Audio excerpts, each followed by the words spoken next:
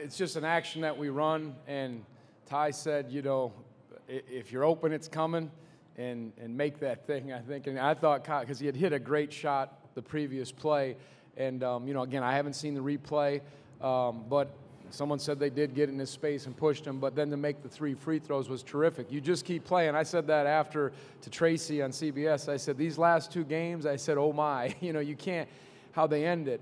We got up 10, and they made some tough shots. And then we had a couple of, I think we stood a little bit and had a couple of tough plays, but we played well in the second half, and then they made the plays. And, you know, I do feel for Auburn, but I feel better for us right now, and I'm just thankful that, you know, these guys stepped up and played the way they needed to, and we got through, survive and advance. I guess that's taken on a new meaning.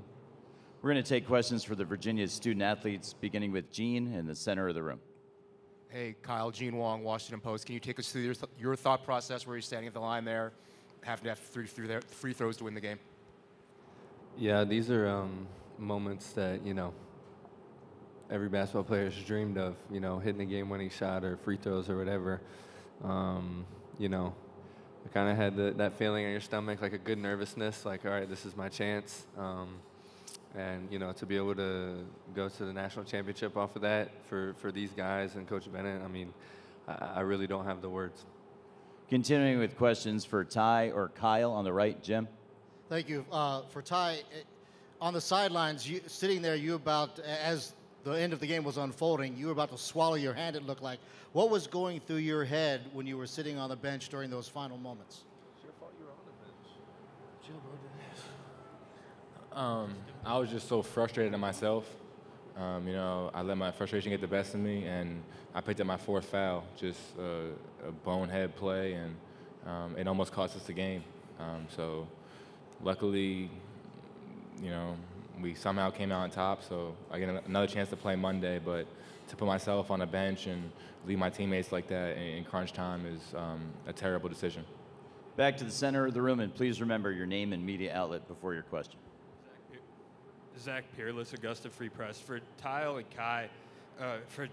and Kyle, you guys had to commit 3 fouls within, you know, several seconds. Kyle, you were the one on the court. Ty, you were going offense, defense. How often do you practice a situation where you've got to get multiple fouls within a few seconds, and then how close to perfection did you guys execute that? Ty first, please, then Kyle. We actually practice late game situations pretty often in practice.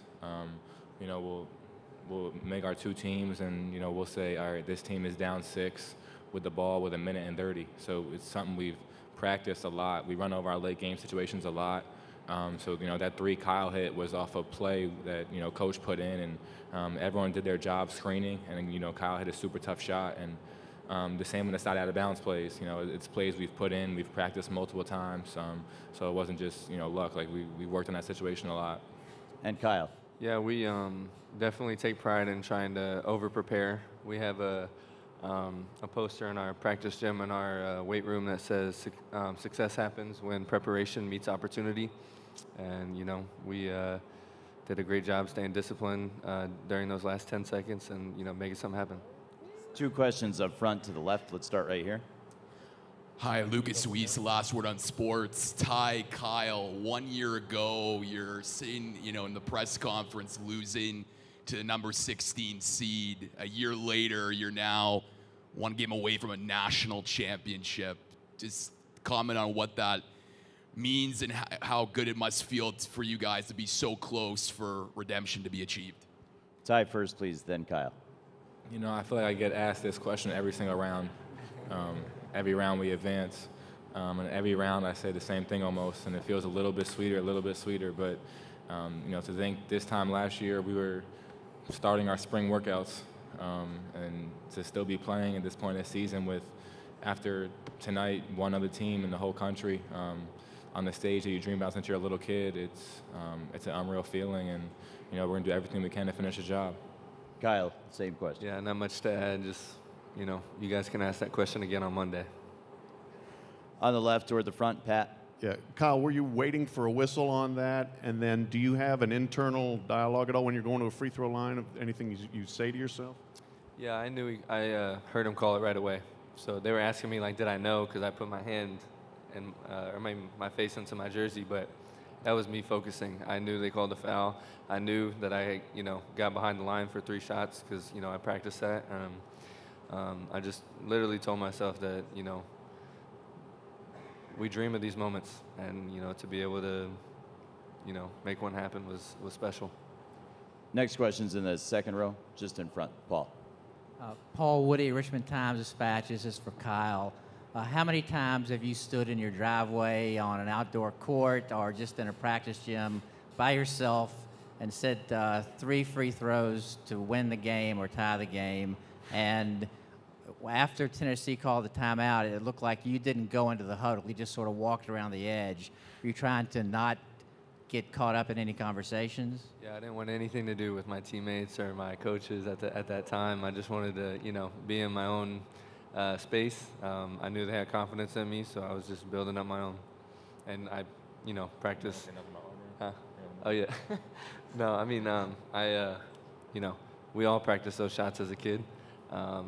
They're probably a little bit more spectacular than free throws, but whatever it takes to win. Final question for the student athletes up front toward the right. Matt Cox, 3-man weave. Just given the range of emotions in that game, is it more jubilation or relief you're feeling right now? That's for Kyle. You want to take them? I don't really have the words for how I feel. I really don't. And, I've been pinching myself the whole time I've been in Minneapolis because it just doesn't really feel real. But I'm just so happy right now. I'm so proud of he played freaking phenomenal. I mean, 21, 9, and 6. Like, he carried us through this game. Obviously, Coach did a fantastic job preparing us and, making the adjustments during the game. And, I think it's a little bit of both. And just really happy right now. Coach, Dane Mizutani with the St. Paul Pioneer Press. DeAndre Hunter had a huge stretch early in the second half. Just how big was his, imposing force in kind of getting that game turned around?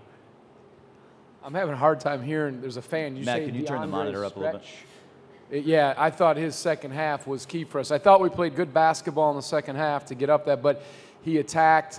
First half, they're athletic and they're quick, but DeAndre really did the things we needed. Got us different kinds of baskets, whether he could drive, got a couple offensive rebounds, and really a very strong second half for sure.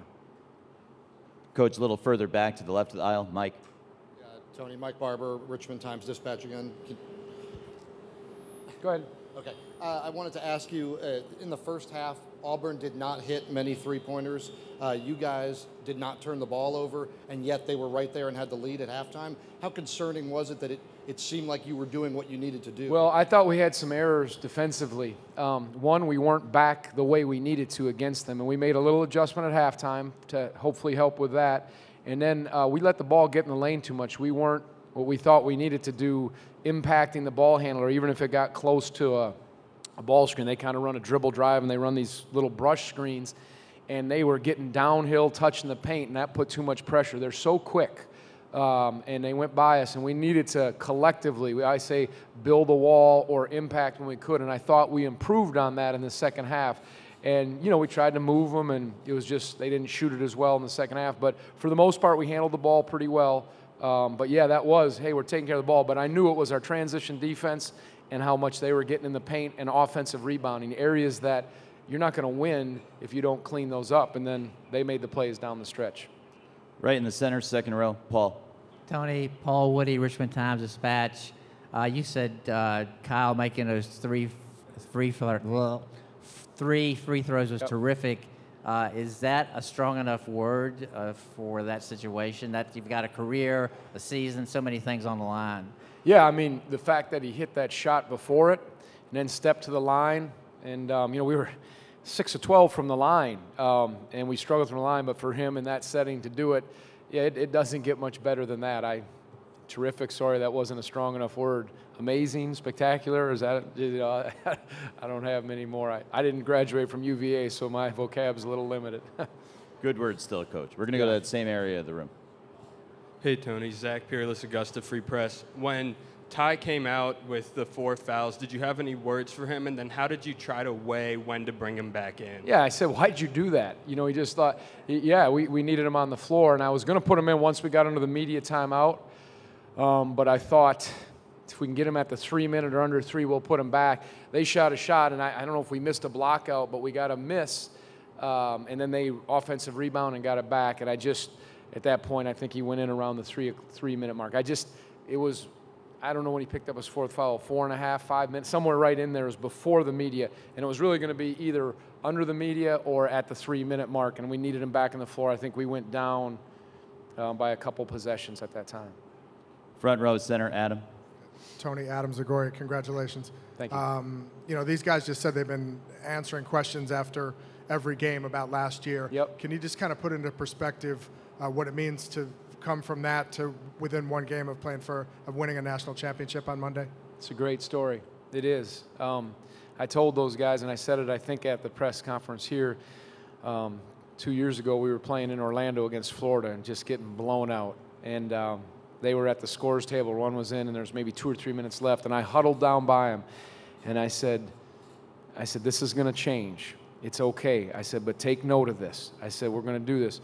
Then after the UMBC game, we sat in the holding area after that loss, and I said, we're not going to put up Isaiah or Devin, our 2 seniors. Ty and Kyle, I said, we're going to be up there, and it's going to be one of the hardest things to be facing that press conference. I said, but it starts now. I said, it's going to mark something. And I said, we're going to get through this, but you guys need to be up there with me, and we need to go through this. And then we need to go through next year together. We need each other. I knew it was going to be such an important time in our lives, however it played out. And so to see them, I kind of earmarked those guys after that game in Orlando 2 years ago. And then to put them, that's not a fun setting for anybody in the press conference. And now to sit with them here brings great joy to my heart. It really does, because it's good. That's all I can say, and I'm so thankful. And again, whether it happened or not, I would have been so thankful for what they've done for this program and our bond through this all. Final question for Coach Bennett on the left side. Coach Lucas Weiss, last word on sports. Sincere congratulations on the win. Thank you. You come from a basketball family with your father and your brother. I don't have a brother, with my sister. Oh, your sister. Sorry, your sister. I always wanted a brother, but no.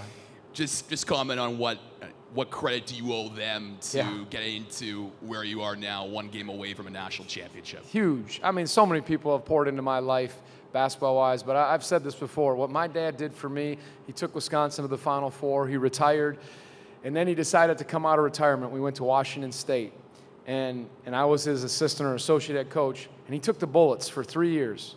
It was hard. He lost. He had been at the top, and he did it. And he said, I can't go anymore, but I think you have a chance. I don't know if you can turn it around, but talk about a father's love for a son in that regard. He basically, at the end of his career, said, I'm going to try to help you rebuild it. Here you go, son. You got a chance. I wouldn't be here without that. And then my sister, Kathy, was a great player and a great coach.